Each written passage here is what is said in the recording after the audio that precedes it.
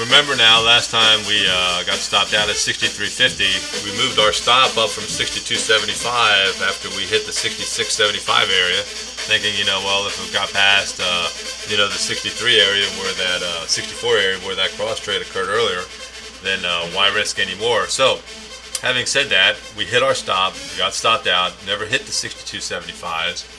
And now we're trying to figure out what the next period, the J period bar is just about to open up's intention is. If in fact, we're heading back down toward the mean of a relatively balanced day, or if we're going to break out over the double top in the H and I period. That's the big question. A lot of two-sided trade up here at the high. We're above the limits on the 5-day distribution. So I'm still feeling positive about this area up here. You hate to get stopped out and then re-enter at a higher price. That has happened to me before with good outcomes and bad outcomes both. We'll just try to be patient here as the J period just opened up. The next target I'd like to see it test before I actually consider an entry is today's value area high, which is 62.50. We're just trading right above it. If we breach that, then there's a good chance we're headed back down toward the other end of value, which could be as low as the 53s.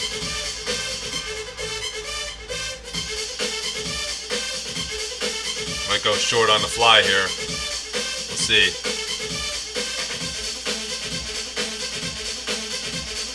It's the high area value.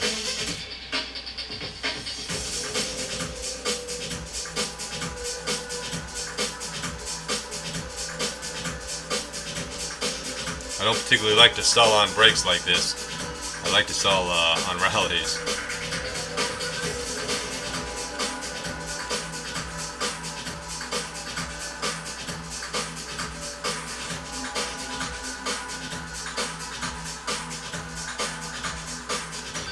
It looks to be supportive trade here.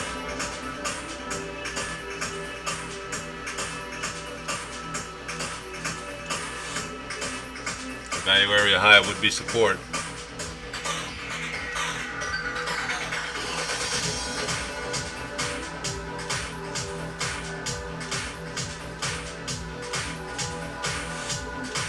Now, if you combine this with this and wait a column and see the retest, that might give you a pretty good reason to get long in this J period. Of course, you'd have to wait for a little retest. Now they're hitting the ask a little bit. Now we get a retest. Let's see what we do here.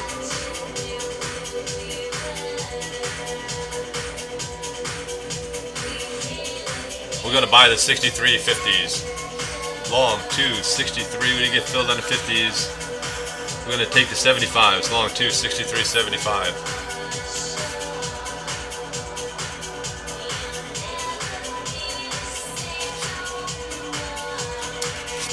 That's a quarter point, 1 tick above where we got stopped out, just for the record. Okay, we are out of this trade at 63.25. I just don't like what's happening here. To take a long position here and, just see it go up a point and stop, that's crazy. This is too difficult here, and I don't feel like risking any more of my profit from this morning. I'm not exactly sure where I even stand on a P&L. I'll have to take a look at that. And so we lost a point on that trade, half a point times 2 contracts. We never had an opportunity to offset even 1 contract, although my leaning was to keep both contracts toward the close. I just don't know what to think about this high up here. There's been a lot of two-sided trade in the HI and this J period.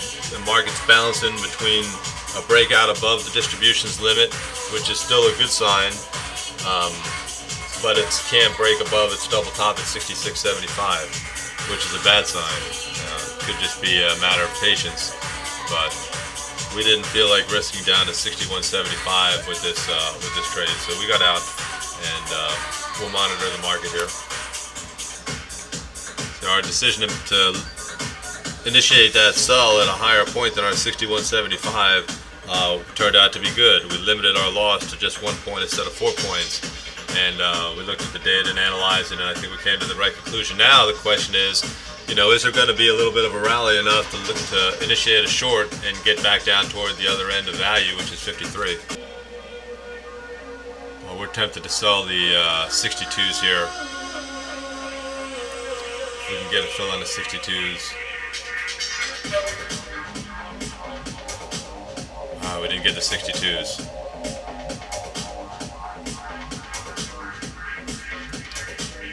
Darn it. I wanted to get the 62s and I missed them.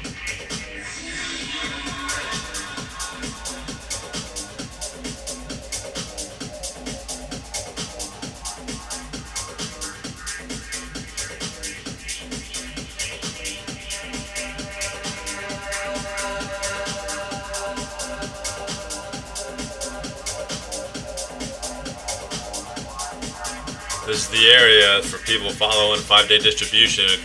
Got back into the below the upper limits and got back into the upper octane. Would be a responsive trade. We're going to sell the 61.75 short, 261.75. Well, I don't like this activity initiating on the ask all of a sudden.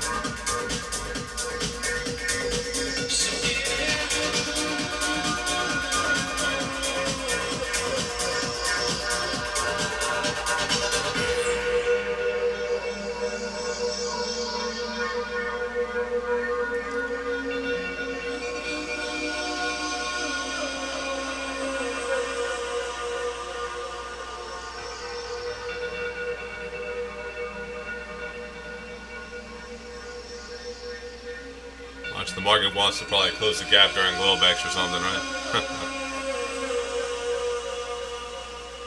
These last couple trades have been off.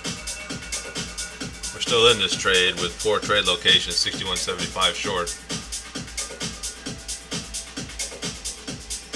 We see a little cross trade that might offer a little hope, but if we get stopped out of this trade, I'm going to take a break.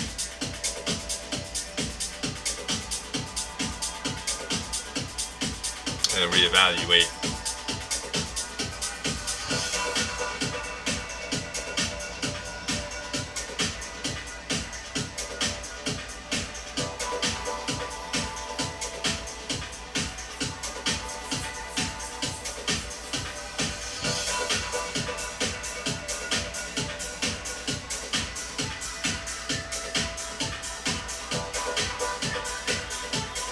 Just strange activity I've not seen before.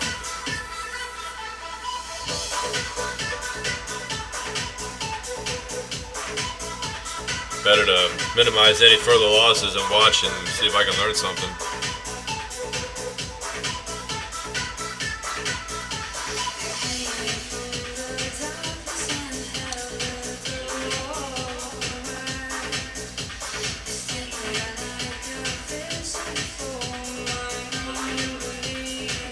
We haven't thus far in the last few days tried to better our positions with additional 2 contracts.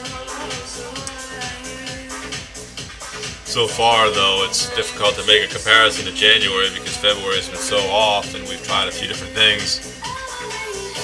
We'll pause the video here, wait for the market to break. Ironically, this is the area down at the J period low, the 61s that I anticipated buying if the market went down to the top of today's volume cluster. Isn't that ironic? Alright, we're stopped out of this trade. That was terrible, I'll tell you that. That really sucked.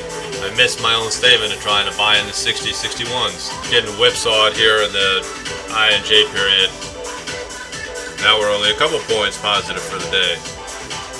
And the worst part about that last trade was, when the J period tested low at 60, 61, that's what we should have been buying. That's what I anticipated happening potentially in the I period, or the J period, getting down to the high part of the top of that volume cluster. Well, the 62s here are 61, 62s are where we had support before we went all the way up to the 66s. That was the last line. I'm going to buy the 62s. I wanted 61 and a half and it clicked up. We're going to take the 62s. There's our fill on the first contract. We'll hold the last contract toward the close. Hopefully we can get a breach above the highs. I can't run the video much. We're running out of time, but we're testing the day's highs, so we might be able to take some profit with this trade on the second contract. Our target is a close. We're going to stick by that. We're going to take our profits here at 64 and a quarter. Couldn't get over that 66.75 area. We'll produce